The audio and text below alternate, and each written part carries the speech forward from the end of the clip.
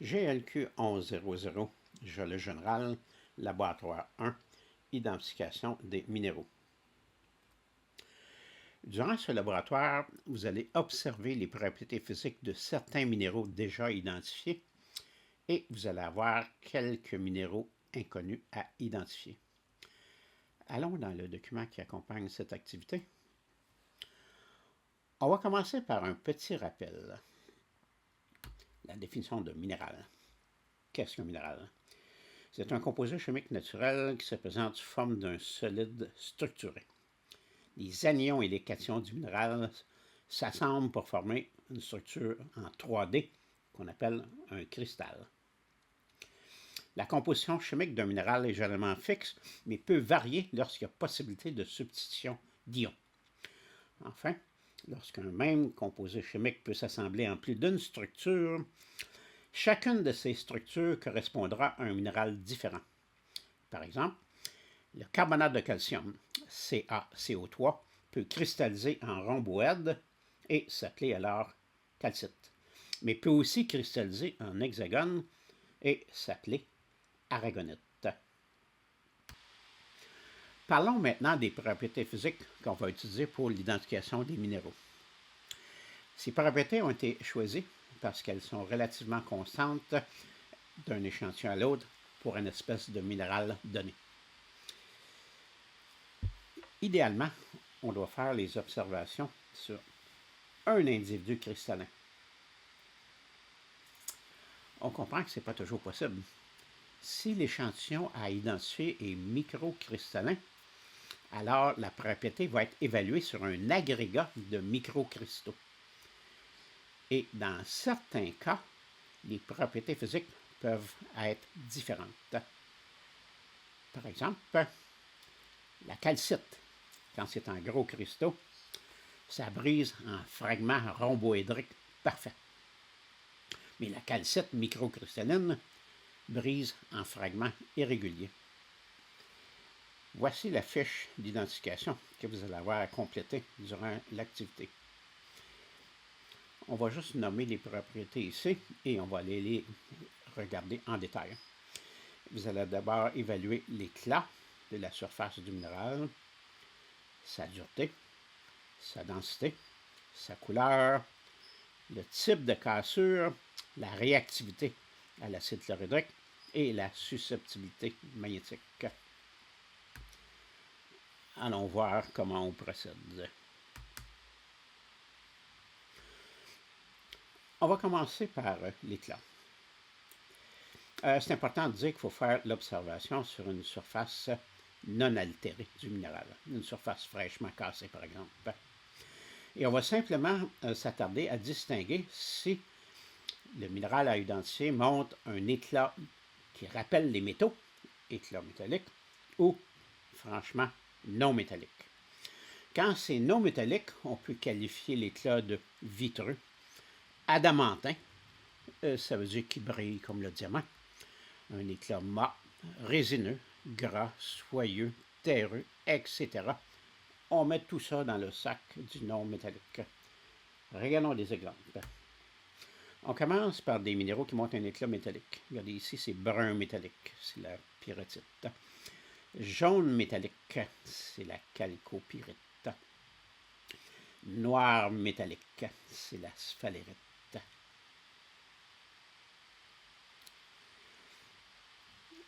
Maintenant, gris métallique, c'est la galène. Regardez, on a des belles réflexions métalliques. J'essaie de placer l'échantillon pour qu'on voit bien les réflexions. On va le laisser comme ça. Maintenant, un autre jaune métallique, c'est le cas de la pyrite maintenant, en petits grains.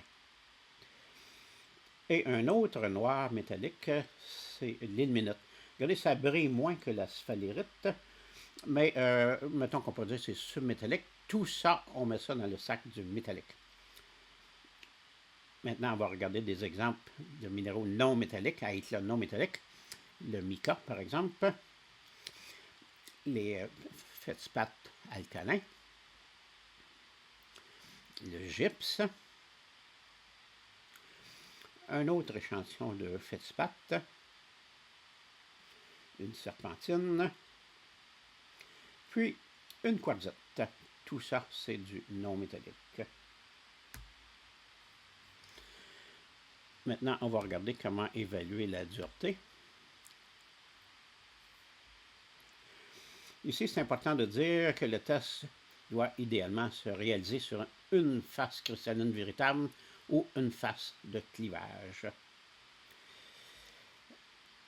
La dureté, c'est une valeur comprise entre 1 et 10 et on a un minéral qui correspond à chacun de ces niveaux de dureté. Dans ce laboratoire, on va faire une petite simplification.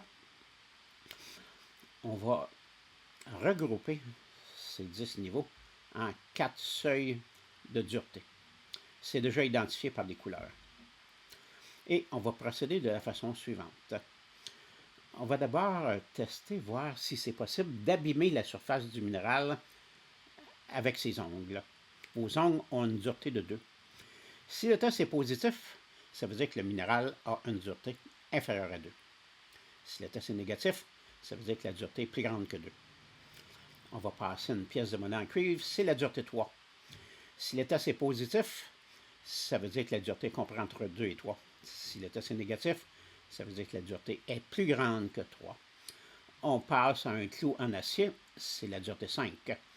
Si le test est positif, ça veut dire que la dureté est comprise entre 3 et 5.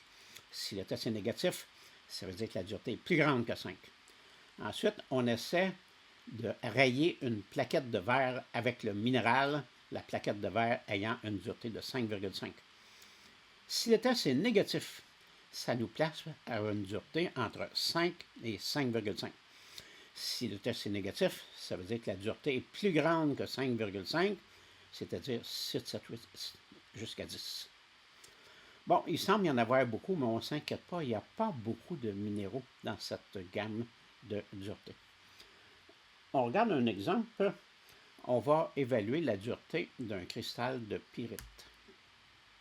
Voici notre cristal de pyrite. On essaie avec nos ongles. On frotte bien fort. Ça glisse sans laisser aucune marque. On passe à la pièce de monnaie en cuivre. Même chose. On frotte avec énergie. Il ne se passe rien. On essaie avec le clou. On frotte. On appuie bien fort. Ça ne laisse aucune marque. Maintenant, on va tester, voir si on peut rayer le verre avec ce minéral. On laisse la plaquette de verre sur la table et on appuie bien fort. Et voici un test positif. Ce minéral raye le verre. Maintenant, vous avez un cristal de quartz. Ce n'est pas obligé de faire ça durant l'activité, mais on le fait ici. Est-ce que le quartz qui a une dureté de 7 raye ce minéral? Oui. Ceci veut dire que la pyrite a une dureté inférieure à 7, mais supérieure à 5,5. Maintenant, on va passer à la densité. Ici, c'est important de réaliser le test sur un seul cristal.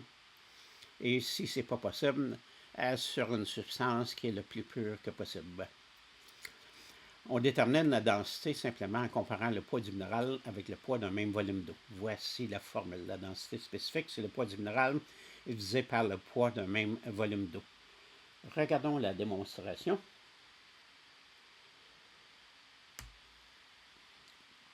On va déterminer la densité d'un cristal de quartz. On met le quartz sur la balance, 44 grammes. On note le poids qu'on vient de mesurer. On place un plat d'eau sur la balance, on remet la balance à 0. Maintenant, on va immerger le cristal de quartz sans toucher aux parois ni au fond du contenant. Et là, on va avoir le poids de l'eau qui va avoir été déplacé pour immerger le cristal. On lit 16,6 grammes. On dépose au fond, on retrouve notre valeur de 44 grammes qu'on a mesurée au début. Il reste juste à faire le calcul. 44 divisé par 16,6, ça donne 2,65. C'est la densité attendue pour ce minéral. Maintenant, la couleur. Ici, il y a deux paramètres. La couleur du minéral comme tel et la couleur de sa poussière, une poussière qu'on produit en frottant le minéral contre une porcelaine rugueuse. Regardons un exemple. Ici, on a un minéral de couleur brun orangé. On frotte ça contre une porcelaine rugueuse et on ne voit pas grand-chose. Hein? Bien, regardez, on passe son doigt et hop, on voit la poussière blanche. Si ça vous embête de ne pas voir immédiatement la couleur, vous avez également une plaquette noire à votre disposition. Ce n'est pas obligé de l'utiliser, mais vous avez cette contenance. On refait le test, il faut la tenir pour pouvoir appliquer la pression qu'il faut. Voici le trait blanc. On a un deuxième échantillon ici qui est noir. Quelle va être la couleur de sa poussière? Est-ce que ça va être noir? Non, c'est plutôt brun.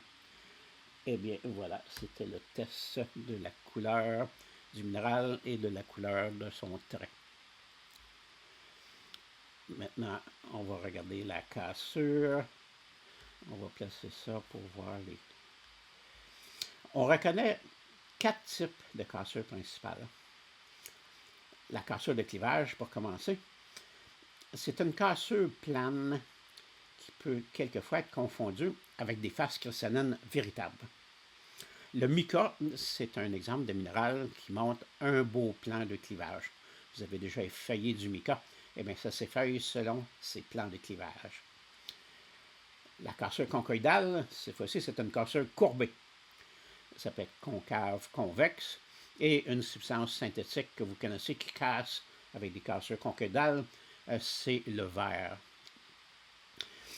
La cassure esquilleuse, maintenant, c'est une cassure fibreuse ou en écharde.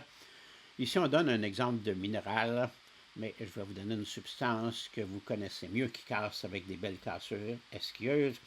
C'est le bois, surtout lorsqu'on le brise avec une hache. On voit des cassures esquilleuses. Et finalement, la cassure irrégulière, eh bien, c'est une cassure qui est rugueuse et irrégulière.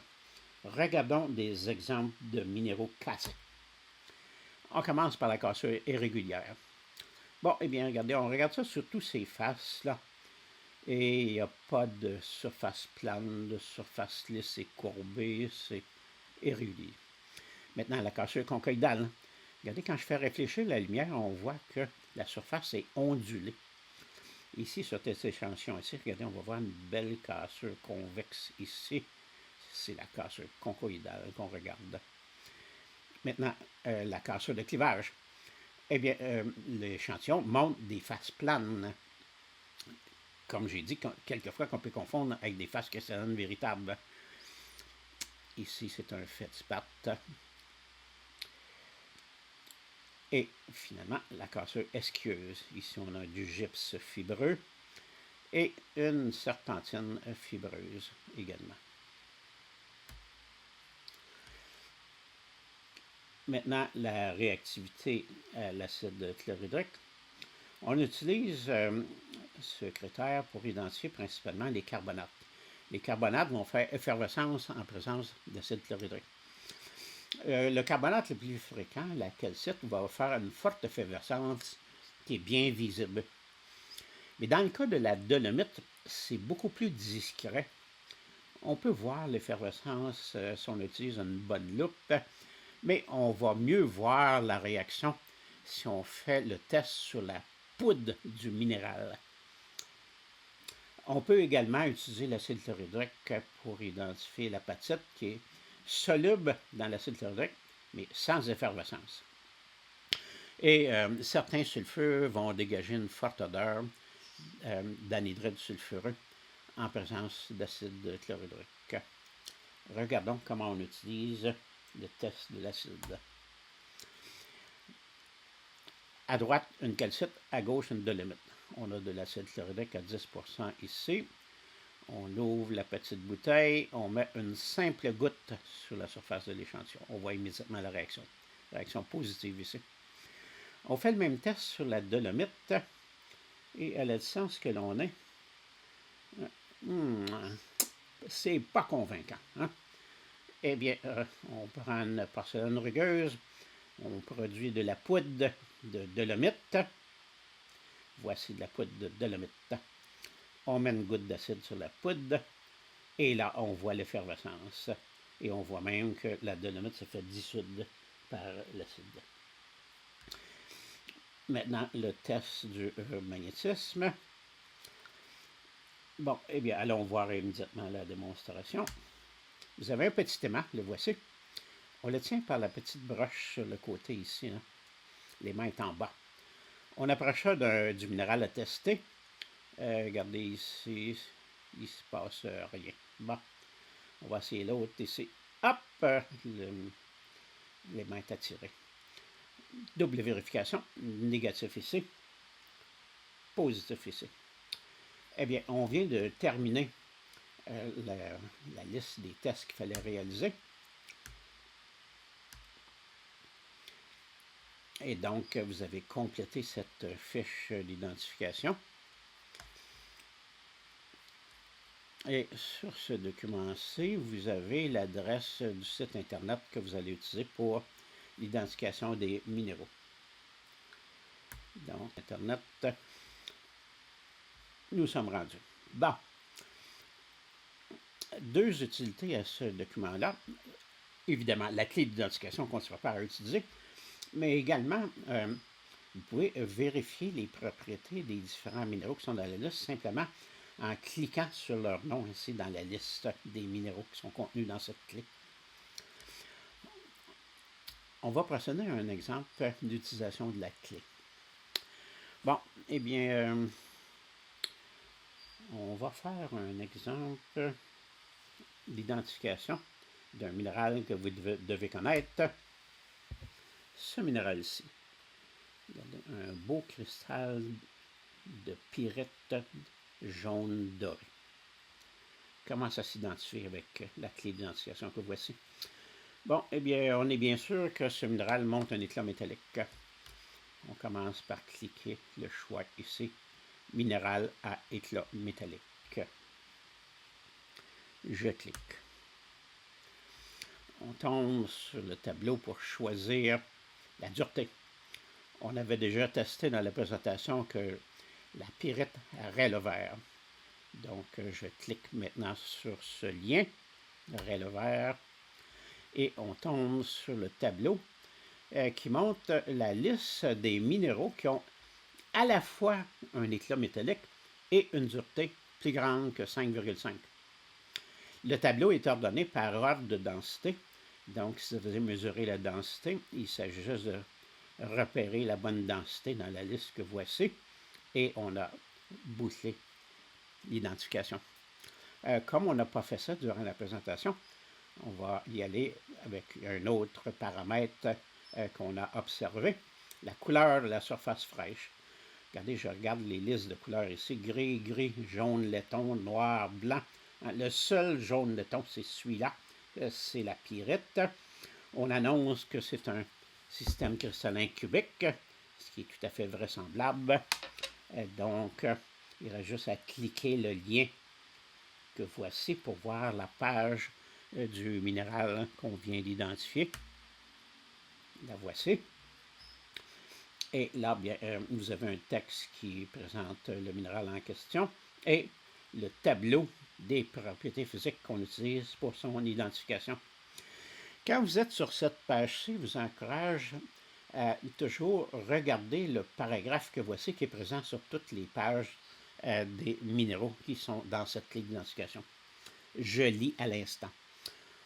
Confusion possible. La dureté 6 à 6,5. La couleur et le système cristallin cubique sont des caractères distinctifs. La pyrrhotite qui lui ressemble est magnétique et d'une dureté moins grande. Eh bien, ceci complète ce vidéo sur l'identification des minéraux.